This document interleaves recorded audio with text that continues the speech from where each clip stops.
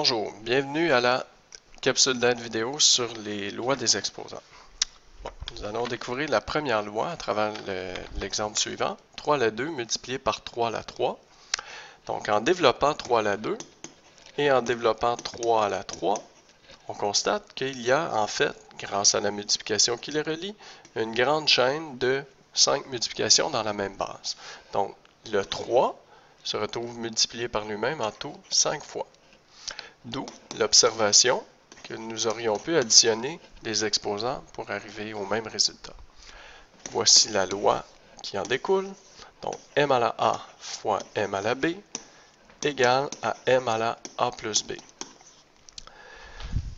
Voici quelques erreurs courantes à ne pas reproduire. Et voici pourquoi ne pas les reproduire. Donc, premièrement, 3 à la 2 multiplié par 3 à la 3 n'égale pas 9 à la 5.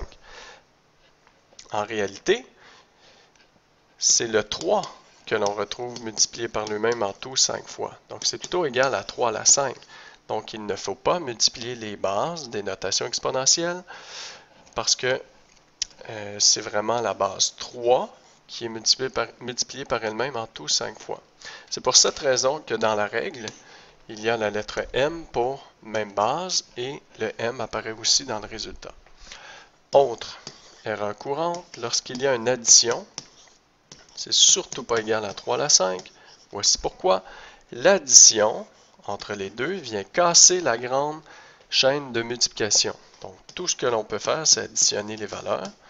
Et on voit très bien que 36 n'égale pas 243. Voilà pour la première loi. Pour la deuxième loi, observons l'exemple suivant.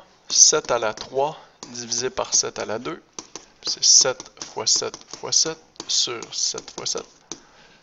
Par simplification, on obtient 7 à la 1, qui aurait pu être obtenu par 7 à la 3 moins 2.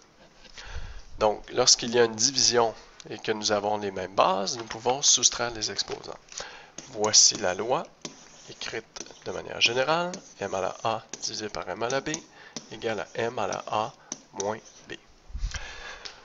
Autre exemple pour aider à l'application, si l'exposant au dénominateur est plus grand. Observons le développement, la simplification et la réponse 1 sur 7.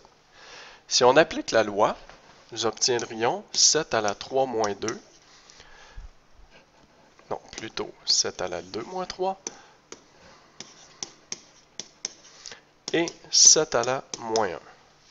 Est-ce que 7 à la moins 1 est équivalent à 1 sur 7? Oui. Donc, cet exemple-ci fait remarquer que le résultat de l'application de la loi doit se passer au numérateur.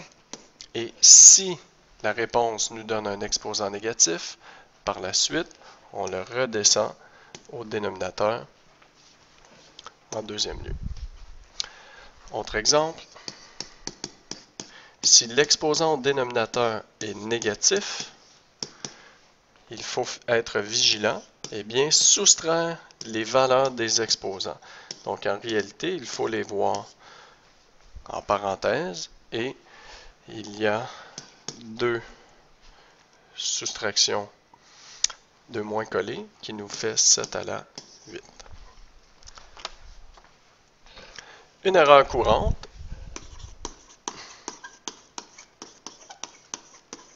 à ne pas faire est la suivante. Si on a 7 à la 3 sur 7 à la 2, ça n'égale pas du tout 1 à la 3 moins 2. Il ne faut pas toucher aux bases. C'est pour cette raison que dans la loi, nous avons m à la a divisé par m à la b égale à m à la a moins b. Donc, on ne touche pas aux bases, on fait que soustraire les exposants et on conserve la base 7.